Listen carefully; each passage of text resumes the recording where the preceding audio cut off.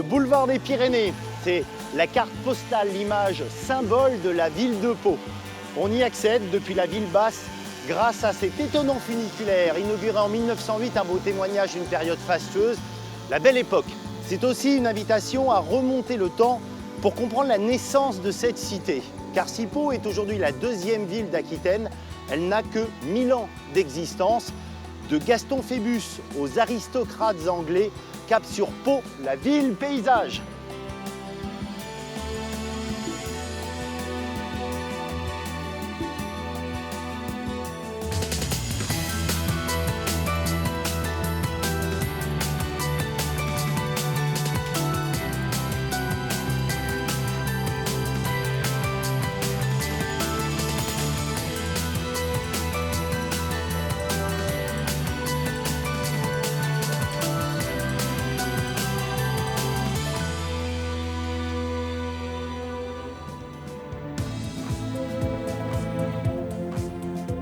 Depuis le ciel, le boulevard des Pyrénées se regarde comme un livre d'histoire résumant les périodes fastes de la ville. D'un côté, les immeubles des années folles, de l'autre, le château d'Henri IV. Mais ce balcon urbain est aussi le symbole du lien qui unit la cité à son paysage. L'histoire de Pau est le résultat d'une savante alchimie entre la géographie, les hommes et leurs désirs. Au commencement était le Gave, un cours d'eau descendu des montagnes dont on connaît bien ici la dangerosité. Le traverser a toujours été une préoccupation et le site a pour lui un atout, c'est l'un des très rares passages à gué. Isabelle, si nous marchions ici au milieu du Moyen-Âge, entre le Xe et le XIIe siècle, qu'est-ce qu'on verrait? Une cité déjà très importante? Ah non, on verrait quelques petites maisons qui sont autour surtout d'un château.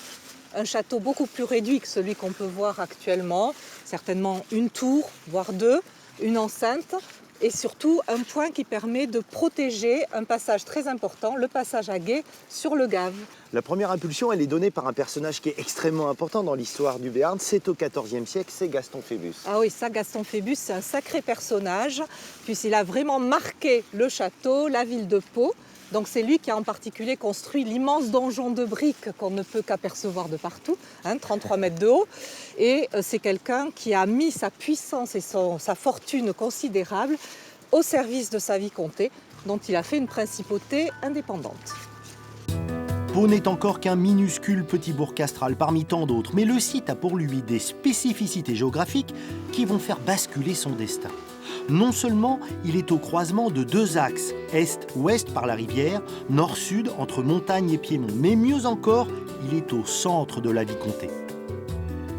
Au XVe siècle, Gaston IV décide donc de faire de Pau la capitale du Béarn. C'est littéralement l'acte de naissance de la cité qui va se développer au rythme des aménagements du château. 15e et 16e siècle, le château est totalement transformé. Et oui, on passe de la forteresse médiévale, ce château refermé sur lui-même, à un palais de la Renaissance. Et c'est particulièrement visible avec les toitures, ces toitures d'ardoise qui vont sommer toutes les tours. Et on voit en particulier comment cela repose sur les systèmes défensifs médiévaux. Bon, visuellement, ça change complètement de physionomie. Vraiment, le donjon tel qu'on l'imagine du Moyen-Âge, il change de forme, il s'élance vers le ciel. Exactement, avec toutes ces toitures pointues. Et puis également, on s'ouvre vers l'extérieur avec ce balcon sur lequel on se trouve, qui est construit dans les années 1530. On ouvre aussi des baies dans les façades, puisque à la Renaissance, ce qu'on aime aussi, c'est pouvoir admirer le paysage. Alors aussi bien le paysage naturel que le paysage fabriqué par l'homme, avec des jardins et un parc absolument somptueux.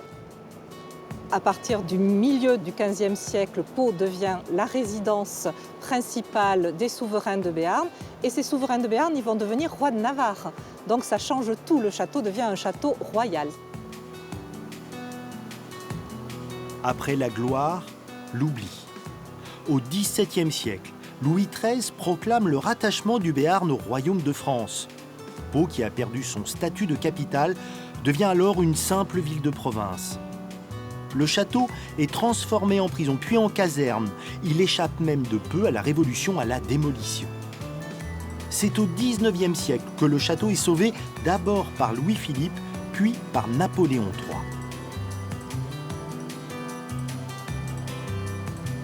Cette cour d'honneur au 19e, elle va également être transformée. Ah oui, complètement transformée, puisqu'il faut imaginer qu'auparavant elle était fermée côté ville et qu'on va l'ouvrir avec ce beau portique néo-renaissance qui date de 1862 seulement. Les façades quand même de cette cour, elles sont absolument sublimes. Alors elles ont été complètement retravaillées là encore au 19e siècle, mais d'après un modèle antérieur. La façade qui est derrière nous, qui est magnifique, date des années 1530. Et sous Napoléon III en particulier, les sculpteurs vont s'adonner à cœur joie pour orner les fenêtres et les portes. Pourquoi un roi puis un empereur se sont-ils autant intéressés au château de Pau au point de le sauver de la ruine, le restaurer, l'aménager? La réponse est dans tous les livres d'histoire. Ici est né Henri IV. Grand militaire, fin politique, Henri IV est surtout connu pour avoir pacifié, avec l'édit de Nantes, le pays meurtri par les guerres de religion. Alors, rien n'est trop beau pour lui rendre gloire, comme la fameuse salle des 100 couverts, une salle à manger démesurée voulue par Louis-Philippe. Le château met en scène le mythe du bon roi, proche du peuple, séducteur, nourricier, objectif, s'accaparer un peu de son capital sympathie. Bonjour Paul. Bonjour. Voici dans une salle importante, la salle natale d'Henri IV. Elle est vraiment pensée comme stratégique dans le 19e siècle. Oui, c'est l'accomplissement du parcours imaginé par les architectes de Louis-Philippe. Ici vient se terminer, s'accomplir le parcours, le pèlerinage organisé sur les lieux de la naissance d'Henri IV. C'est quoi cet objet qui est quand même assez étonnant? C'est une véritable relique. Il s'agit de la carapace de tortue venue des mers indiennes et qui aurait servi de berceau au petit Henri IV au moment de sa naissance et quelques jours après. Alors le fait de vénérer le berceau, aussi étonnant soit-il, d'Henri IV, ça en dit long quand même sur l'image de ce roi. On en a fait effectivement une relique quasiment de saint. Oui, vous voyez le panache de la bataille d'Ivry, vous voyez ce casque, vous voyez les drapeaux de France et de Navarre. Il y a véritablement un culte qui est rendu à Henri IV et qui culmine, je crois, dans les premières années de la Révolution. Est-ce que c'est un objet que les visiteurs avaient envie de toucher? Ça appelle presque ce geste. Oui, absolument. Et nous avons des preuves, des traces. On voit bien que l'objet a été endommagé, qu'il a été gratté, gratigné en quelque sorte.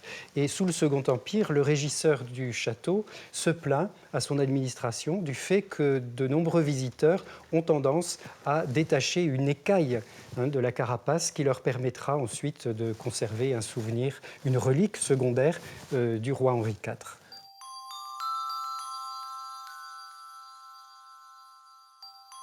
Henri IV, bon père de famille, jouant avec ses enfants. Henri IV en Dieu Mars. L'image du bon roi est déclinée à l'infini. Monnaies, médailles, sculptures, livres. Le merchandising contemporain n'a rien inventé. Pour mieux comprendre comment et pourquoi il est devenu le roi préféré des Français et des autres dirigeants, Paul nous emmène dans les réserves du Musée national de Pau, plus précisément au cabinet d'art graphique, un espace interdit au public. Ici, nous conservons environ 8000 pièces très précieuses, dessins, estampes, photographies anciennes. Toutes ces œuvres ont en commun d'être très fragiles et naturellement d'être très protégées.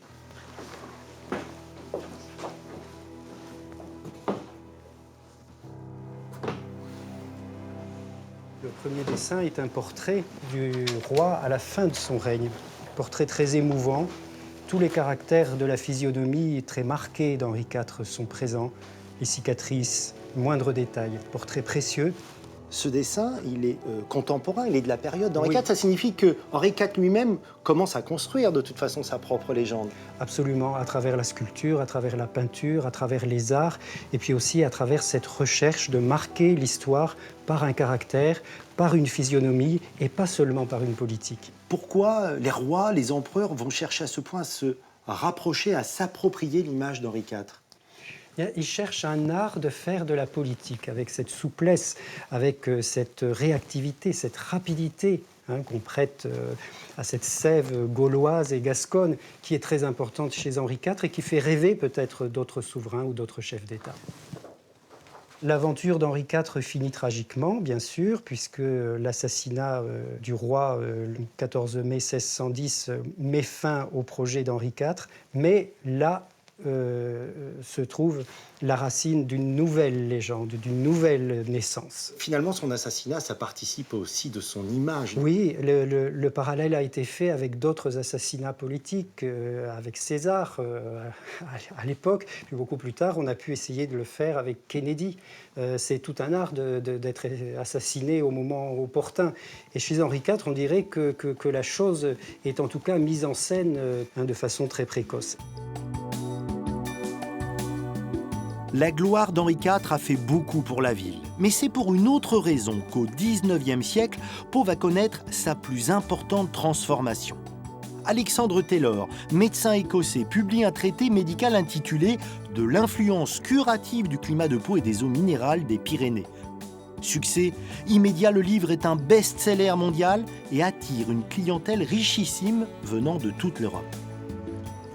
On ne peut pas venir à Pau sans marcher sur le boulevard des Pyrénées et c'est un bon exemple de la transformation radicale de la ville. Je pense que c'est l'exemple emblématique. Cette promenade, elle va être inaugurée en 1900. Elle vient finaliser quelque part ce retournement d'une ville vers le sud. C'est la ville de villégiature qui a conquis son panorama parce que cette promenade, elle sert à ça. Elle sert de belvédère vers les Pyrénées et elle sert en même temps cette société mondaine, cette société de loisirs qui avait besoin d'espace pour se promener, pour voir, pour être vue. Ces hivernants, ces aristocrates, ils ont beaucoup d'argent, il faut donc être à la hauteur de leurs besoins. On va construire des palaces incroyables. La gare qui s'installe ici en 1863 va propulser Pau au rang de réelle destination de villégiature hivernale. Et à ce titre-là, un certain nombre de Palois vont se saisir opportunément de l'occasion de construire des hôtels luxueux mais excessivement modernes. L'hôtel Gation, par exemple, était réputé pour être le plus moderne d'Europe à l'époque, parce qu'il avait l'eau à tous les étages, parce qu'il avait un ascenseur qui desservait tous les étages, et il était relié par télégraphe aux plus grandes places boursières et aux plus grandes villes du monde, ce qui permettait tout de même à ces messieurs de poursuivre leurs affaires. Il y a une vie mondaine, on se reçoit, on écoute de la musique. Ce n'est que ça.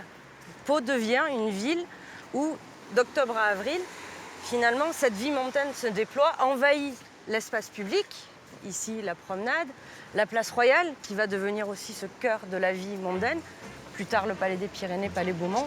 C'est un nouveau mode de vie, c'est tout un art de vivre qu'amènent avec eux ces hivernants.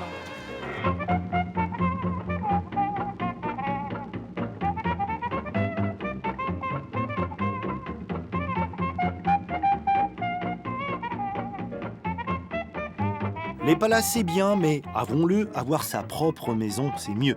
Il reste aujourd'hui une centaine de villas construites pour ces riches résidents étrangers.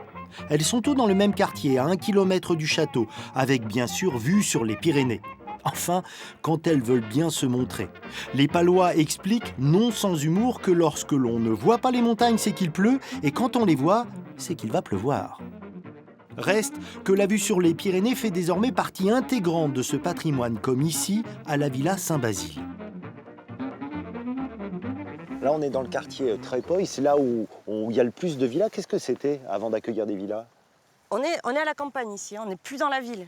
Et ces villas viennent s'installer ici parce que ce sont des villas de campagne. C'est un autre choix de résidence que font les hivernants qui choisissent de louer ces maisons-là. Il faut savoir que celle-là, elle appartenait à un Palois. Il y a une famille irlandaise qui va venir l'occuper toute la fin du 19e siècle jusqu'aux années 1920-1925. Et ensuite, elle va être rachetée par une famille anglo-argentine. Quand on parle de maisons et de villas, il faut quand même préciser que c'est plus que ça, parce qu'on voit autour de nous, il y a des parcs. Oui, c'est un mode de vie. On se promène dans son jardin et dans son domaine. Le dessin d'ailleurs des jardins, il en dit long, parce que là, on est sur la partie vraiment jardin à la française. C'est la confluence des influences. On est en France, donc on a cette partie jardin à la française qui va guider et ouvrir vers les Pyrénées, vers la vue, qui ici est privée, et tous les côtés qui, au contraire, sont vraiment clairement d'influence britannique. Les arbres, c'est le côté Voilà. un peu sauvage. On est sur le jardin à l'anglaise. Racheté et conservé par la ville de Pau, Saint-Basile n'est visible qu'en de rares occasions. Le temps semble s'y être arrêté.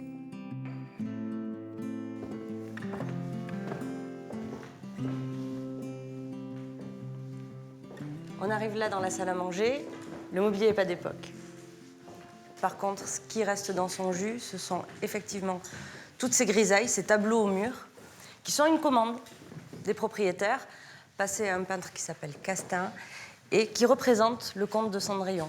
C'est comme une bande dessinée. Ça nous raconte l'histoire du comte de Cendrillon, de son désespoir de ne pas aller au bal, jusqu'au moment où le prince va retrouver sa dulcinée avec le soulier de verre. Ce sont des petites folies quand même, toutes ces villas. Des grandes folies. Il y a autant de villas qu'il y a de propriétaires. Ils avaient les moyens de finalement s'offrir ce dont ils avaient toujours rêvé. On veut un palazzo à l'italienne, on a un palazzo à l'italienne, on a des cottages anglais, on va avoir certains éléments qui n'ont rien à voir les uns avec les autres, mais dont les propriétaires avaient envie.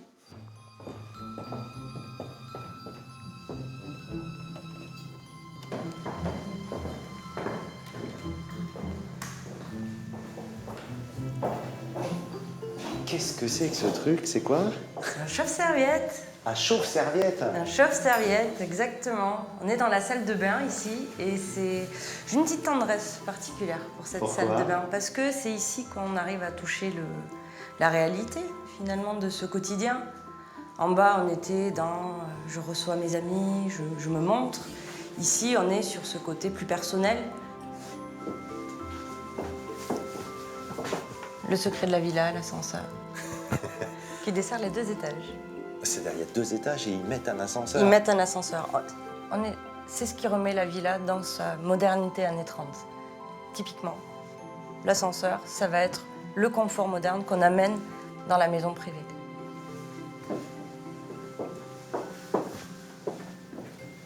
Je suis pas sûr qu'on mesure à quel point Pau, à ce moment-là, est vraiment à l'avant-garde, à la pointe du progrès. Oui, depuis la fin du 19e siècle, c'est vraiment une terre de modernité, spécifiquement à travers un domaine, c'est l'aéronautique. Pourquoi d'ailleurs? Pourquoi? Le climat, on en revient toujours au climat, il n'y a pas de vent, donc de façon très précoce, ici, vont se mettre à voler des aérostats, des grands dirigeables, on les voit traverser les Pyrénées, les premières courses de ces plus légers que l'air. Et puis ensuite, un deuxième temps, à partir du début du XXe siècle, avec l'installation des frères Wright, une des premières écoles d'aviation au monde.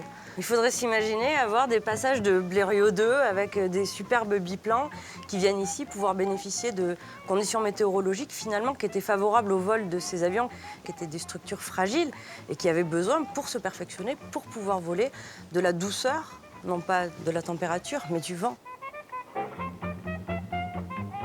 Pau, ville moderne, ville pionnière, est aussi à l'avant-garde dans le domaine sportif. 1893, création du Vélos Club Béarnais, l'un des premiers clubs cyclistes en France. 1899, rugby, avec le Stade Palois. 1901, premier Grand Prix automobile de Pau. C'est un circuit dans la ville et c'est l'une des plus anciennes épreuves de sport mécanique au monde. Dans un article de l'époque du New York Herald Tribune, Pau est même qualifiée de capitale mondiale du sport.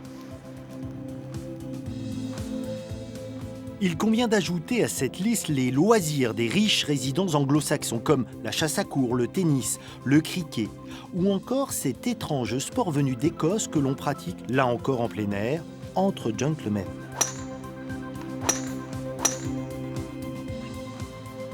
Jacques, c'est avec beaucoup de fierté que vous aimez rappeler la date de naissance du club. Ah oui, il y a de quoi.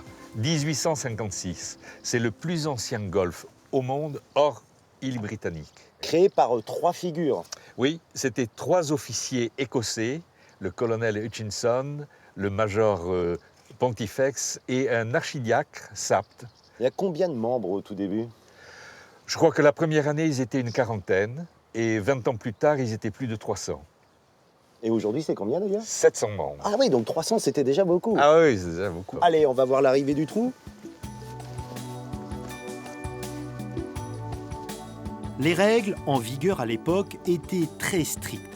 Seuls les Britanniques sont acceptés. Comme dans tous les cercles anglais, il faut être parrainé. Dans ce clubhouse, toujours le même depuis 1890, on vote l'admission à bulletin secret. On se réunit entre gens du même monde.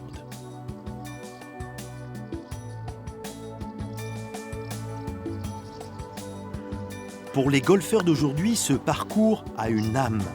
Le golfe de Pau est un patrimoine sportif et sociétal. Le terrain, il n'a pas bougé depuis cette époque. C'était quoi d'ailleurs avant qu'ils viennent jouer au golf ici? C'est exactement le terrain originel. Et avant, c'était des packages. Il y avait des troupeaux de vaches et de moutons. Et vous savez qu'autrefois, on jouait l'hiver uniquement, puisque l'été était réservé justement au package des troupeaux. Le golf et le parcours étaient réservés aux Britanniques. Seuls pouvaient avoir accès les Béarnais, les jeunes cadets. Ils étaient là pour porter les clubs et pour chercher les balles de leurs clients joueurs de golf britanniques. Dites-moi, golf, cadet, moi ça m'évoque un terme. Parce que depuis, les cadets sont devenus les caddies. Et c'est tous les gens que vous voyez dans les grands tournois qui portent les sacs des champions, ce sont les caddies et les successeurs des cadets de Béarn. Le terme caddies vient des cadets béarnais. Des cadets béarnais. D'ailleurs, ils ont laissé une définition toute béarnaise de leur mission. Ils disaient chercher une balle et le souci du cadet, la trouver est le cadet de leur souci. On voit le sens de la formule chez les Béarnais. Chez les Béarnais.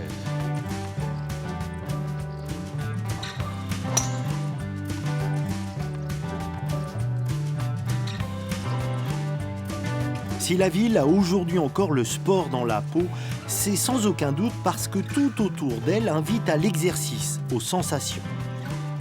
Les montagnes, mais aussi bien sûr les gaves, ces cours d'eau descendant des sommets. Nous voici au stade d'eau vive, construit en 2009 au pied de la ville. Une rivière artificielle dont le débit peut passer en quelques minutes de 0 à 14 mètres cubes seconde, autrement dit, un débit de niveau compétition internationale.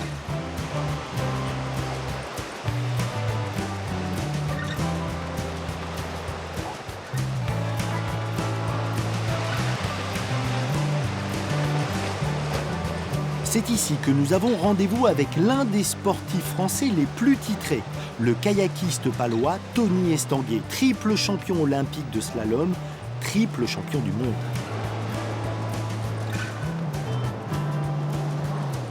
Tony, explique-moi déjà un petit peu le principe de ce drôle d'endroit. Alors ici, vous êtes sur le stade d'eau vive Pau-Pyrénées. En fait, c'est une rivière qui est complètement aménagée artificiellement. On a souhaité reproduire tout ce qu'il y a de meilleur dans un site naturel, mais dans un endroit qui est complètement sécurisé et accessible à tout le monde. Explique-nous ce que tu ressens, que ce soit ici au stade d'eau vive ou quand tu es sur un gave là. Ouais, moi, ce que j'ai toujours adoré dans ce sport, c'est le contact privilégié avec la glisse. On est vraiment au plus proche de l'élément. On est en phase et on doit essayer de comprendre. Lire une rivière, ça s'apprend. Et donc, on essaie de comprendre les mouvements d'eau qui sont sans arrêt en train de fluctuer, de changer. Et comment on les utilise pour prendre de la vitesse et essayer d'avoir des sensations de plaisir. Ouais. Est-ce que c'est seulement une image quand on dit qu'un cours d'eau, il a une personnalité? Moi, je crois vraiment que chaque rivière a une personnalité. Je crois que c'est ce qui nous plaît aussi à travers nos voyages dans le monde, d'aller découvrir des rivières au Brésil, en Afrique, en Asie. Elles ont toutes quelque chose de différent. Pour moi, le Gave de Pau, il est vraiment spécifique dans sa diversité. Quand on part de Gavarnie à Bayonne, en quelques kilomètres, on peut changer complètement de panorama, d'une rivière très étroite à une rivière très large, avec aussi une capacité à fluctuer énormément avec des grosses crues qui sont capables de tout arracher, de tout enlever, et puis des moments de sécheresse où presque on pourrait traverser le Gave à pied. Et c'est ça qui est fort dans cette rivière, c'est qu'elle est surprenante. Quand on est né à Pau, est-ce qu'on a un avantage par rapport aux autres pour justement savoir lire ces rivières? Je crois que l'avantage de Pau, c'est qu'effectivement, autour de ce site magique, nous avons la chance d'avoir un certain nombre de rivières naturelles incroyables. Et c'est vrai que le fait d'avoir vécu toutes ces rivières, parce que moi je les connais toutes par cœur ici dans la région, ben, ça me donne cette capacité à m'adapter à des mouvements d'eau qui vont varier. Tu prends du plaisir quand tu es sur l'eau, ça se voit. Hein? Ouais, ça fait plus de 30 ans que je suis là et que je suis fasciné par ce côté naturel. Et vraiment, j'encourage celles et ceux qui ne connaissent pas du tout le milieu aquatique à s'y rapprocher parce que c'est assez séduisant. Ouais.